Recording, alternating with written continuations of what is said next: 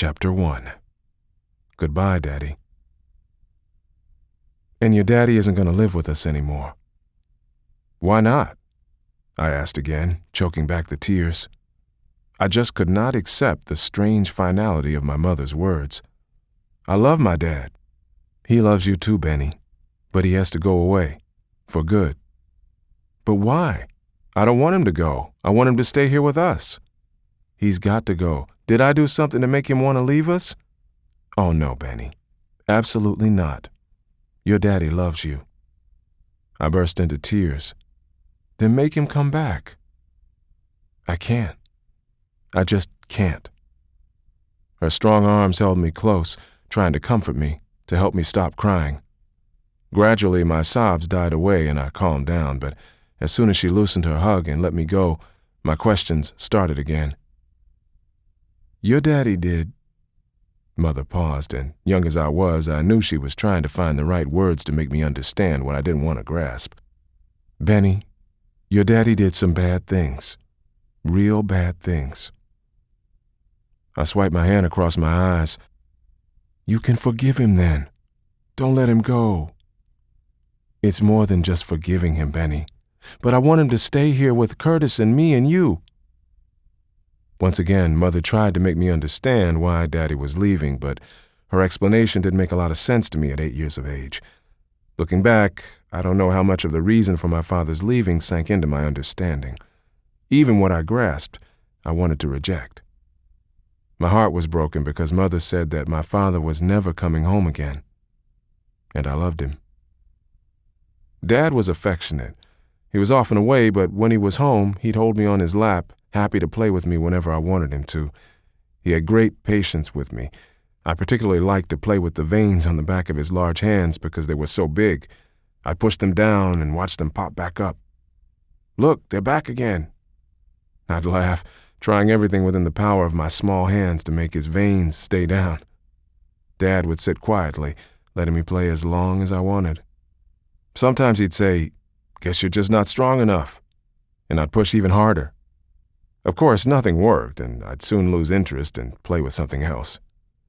Even though Mother said that Daddy had done some bad things, I couldn't think of my father as bad because he'd always been good to my brother, Curtis, and me. Sometimes Dad brought us presents for no special reason. "Thought you'd like this," he'd say offhandedly, a twinkle in his dark eyes. Many afternoons I'd pester my mother or watch the clock until I knew it was time for my dad to come home from work. Then I'd rush outside to wait for him. I'd watch until I saw him walking down our alley. "Daddy, Daddy!" I'd yell, running to meet him. He would scoop me into his arms and carry me into the house. That stopped in 1959 when I was 8 years old, and Daddy left home for good. To my young, hurting heart, the future stretched out forever. I couldn't imagine a life without Daddy and didn't know if Curtis, my 10-year-old brother, or I would ever see him again. I don't know how long I continued the crying and questioning the day Daddy left. I only know it was the saddest day of my life, and my questions didn't stop with my tears. For weeks, I pounded my mother with every possible argument my mind could conceive, trying to find some way to get her to make Daddy come back home. How can we get by without Daddy? Why don't you want him to stay? He'll be good. I know he will. Ask Daddy. He won't do bad things again. My pleading didn't make any difference.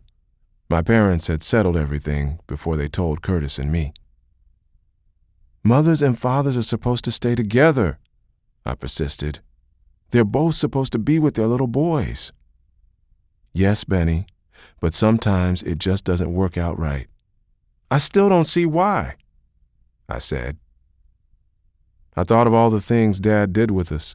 For instance, on most Sundays, Dad would take Curtis and me for drives in the car. Usually we visited people, and we'd often stop by to see one family in particular. Daddy would talk with the grown-ups while my brother and I played with the children.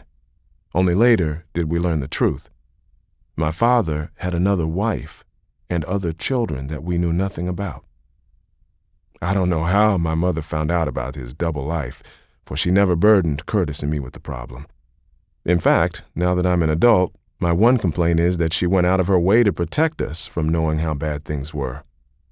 We were never allowed to share how deeply she hurt, but then that was my mother's way of protecting us, thinking she was doing the right thing. And many years later, I finally understood what she called his betrayals with women and drugs. Long before Mother knew about the other family, I sensed things weren't right between my parents. My parents didn't argue. Instead, my father just walked away. He had been leaving the house more and more and staying away longer and longer. I never knew why. Yet when Mother told me, "Your daddy isn't coming back," those words broke my heart. I didn't tell Mother, but every night when I went to bed, I prayed, "Dear Lord, help Mother and Dad get back together again." In my heart, I just knew God would help them make up so we could be a happy family. I didn't want them to be apart, and I couldn't imagine facing the future without my father. But Dad never came home again. As the days and weeks passed, I learned we could get by without him. We were poor then, and I could tell Mother worried, although she didn't say much to Curtis or me. As I grew wiser, and certainly by the time I was 11, I realized that the three of us were actually happier than we had been with Dad in the house. We had peace. No periods of deathly silence filled the house. I no longer froze with fear or huddled in my room wondering what was happening when Mother and Daddy didn't talk.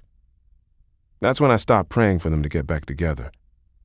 "It's better for them to stay split up," I said to Curtis. "Isn't it?" "Yeah, I guess so," he answered. And like Mother, he didn't say much to me about his own feelings. But I think I knew that he too reluctantly realized that our situation was better without our father. Trying to remember how I felt in those days after Dad left, I'm not aware of going through stages of anger and resentment. My mother says that the experience pushed Curtis and me into a lot of pain. I don't doubt that his leaving meant a terrible adjustment for both of us boys. Yet I still have no recollection beyond his initial leaving. Maybe that's how I learned to handle my deep hurt. By forgetting.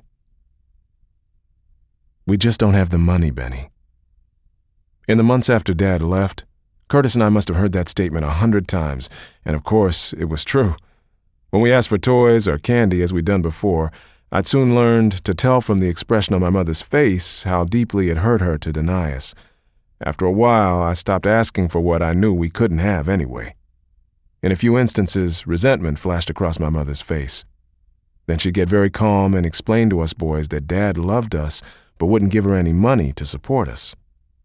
I vaguely recall a few times when Mother went to court trying to get child support from him. Afterward, Dad would send money for a month or two, never the full amount, and he always had a legitimate excuse. "I can't give you all of it this time," he'd say, "but I'll catch up, I promise." Dad never caught up. After a while, Mother gave up trying to get any financial help from him. I was aware that he wouldn't give her money, which made life harder on us. And in my childish love for a dad who had been kind and affectionate, I didn't hold it against him. But at the same time, I couldn't understand how he could love us and not want to give us money for food. One reason I didn't hold any grudges or harsh feelings toward Dad must have been that my mother seldom blamed him. At least not to us or in our hearing. I can hardly think of a time when she spoke against him. More important than that fact, though, Mother managed to bring a sense of security to our three-member family.